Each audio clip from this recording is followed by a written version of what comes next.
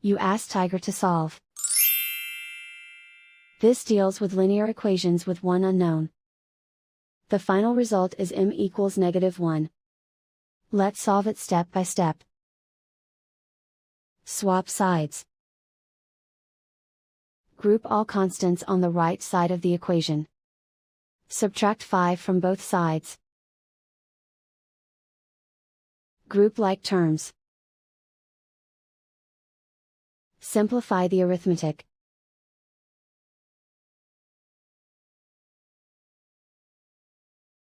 Isolate the m.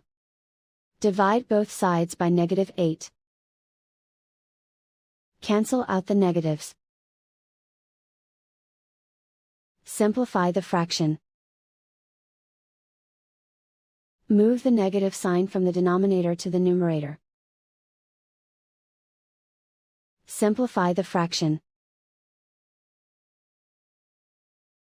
And so the final result is m equals -1.